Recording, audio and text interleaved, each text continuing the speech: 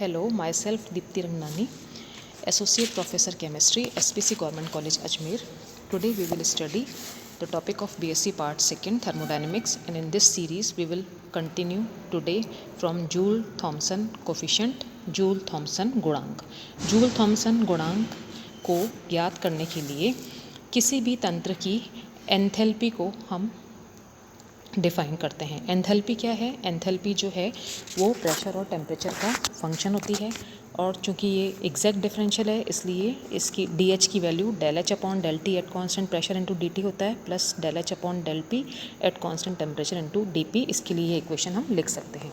हमें पता है कि जो फर्स्ट टर्म है del H upon del T at constant pressure, ये सी पी को प्रदर्शित करती है, ऊष्माधारिता स्थिर दाब पर।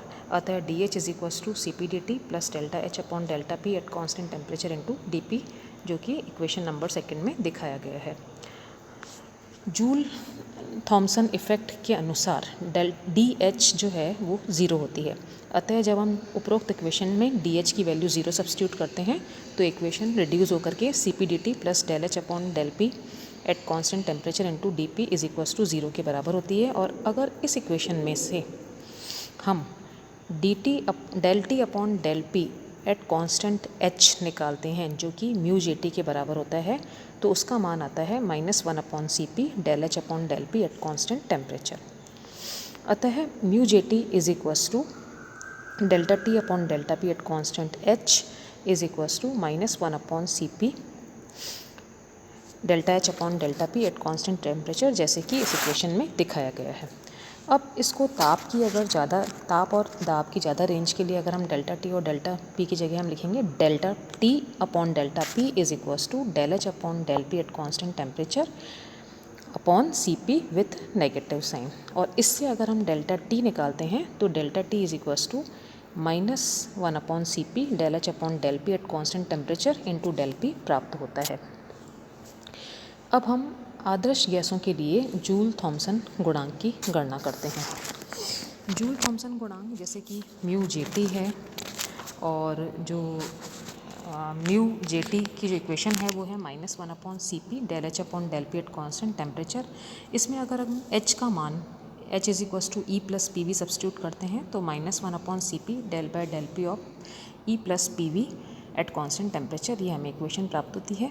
Mu J T is equals to -1 upon C P, E का डिफ्रेंशिएशन करेंगे तो del E upon del P at constant temperature प्राप्त होगा, और अगर पी वी का डिफ्रेंशिएशन करते हैं तो del upon del P V at constant temperature प्राप्त होता है। अतः म्यू जे टी की इक्वेशन को हम एक्सपेंडेड फॉर्म में लिखते हैं।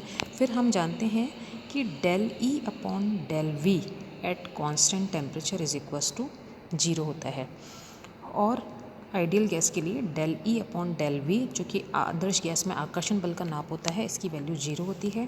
अतः और कांस्टेंट टेम्परेचर पे हमें पता है कि इस आदर्श गैस के लिए पी वी जो है वो कांस्टेंट होता है, अतः P V is equals to R T.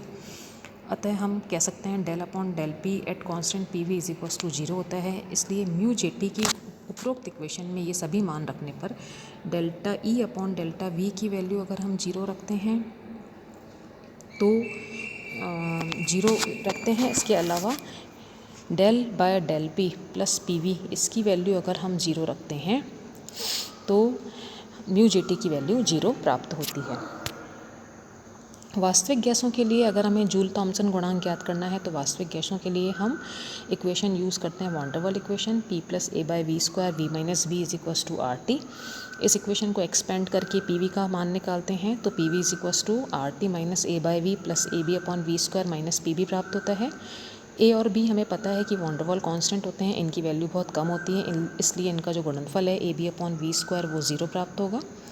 इसलिए इसको हम नेग्लेक्ट करते हैं अब उपरोक्त इक्वेशन में से, तो ये इक्वेशन रिड्यूस होकर के second equation P V equal to R T minus a V plus P b पे प्राप्त होती है। इस इक्वेशन में से हम वी का मान निकालते हैं। फिर उसके बाद इस इक्वेशन में P V equal to R T, 1 mole gas के लिए पी वी इक्वल टू लगभग आर टी के बराबर होता है। अतः पी वी की जगह आर टी सब्स्टिट्यूट करते हैं तो हमें इक्वेशन नंबर 4 प्राप्त होती है।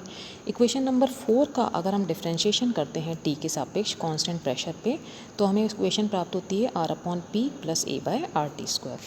अगर इस इक्वेशन का हम अरेंजमेंट करते हैं इक्वेशन नंबर 4 का हम पुनः रीअरेंजमेंट करते हैं तो आर टी की वैल्यू प्राप्त होती है P V minus b plus a b upon R T. और इस इक्वेशन में आर अपॉन पी का मान निकालते हैं तो R upon P is equals to V minus b upon T plus a upon R T square हमें प्राप्त होता है। और इस इक्वेशन से जो आर अपॉन पी की जो वैल्यू है वो हम इक्वेशन नंबर 5 में सब्स्टिट्यूट करते हैं। तो इक्वेशन नंबर 5 में सब्स्टिट्यूट करने पर हमें इक्वेशन प्राप्त होती है del by T del V upon del T at constant pressure V minus b plus 2a upon R T. इस इक्वेशन को हम रीअरेंज करते हैं। इस इक्वेशन को रीअरेंज करने के बाद में delta T upon delta P at constant enthalpy पे इक्वेशन निकालते हैं तो इक्वेशन नंबर 7 प्राप्त होती है minus del H upon del P at constant temperature upon C P. अब हम थर्मोडायनेमिक इक्वेशन 8 का यूज़ करते हैं। 8 इक्वेशन है v is equals to T del V upon del T at constant pressure plus del H upon del P at constant temperature. इस equation को हम use करते हैं और इक्वेशन नंबर 8 को हम यूज़ करते हैं और delta T upon delta P at constant enthalpy में इसका उपयोग करते हैं तो हमें इक्वेशन प्राप्त होती है is equals to -1 upon C P T del V upon del T at constant pressure minus V. और चूँकि हमें पता है कि del T upon del P at constant enthalpy जो है वो म्यू जे टी के बराबर होता है तो mu J T is equals to होगा -1 अपॉन सी पी।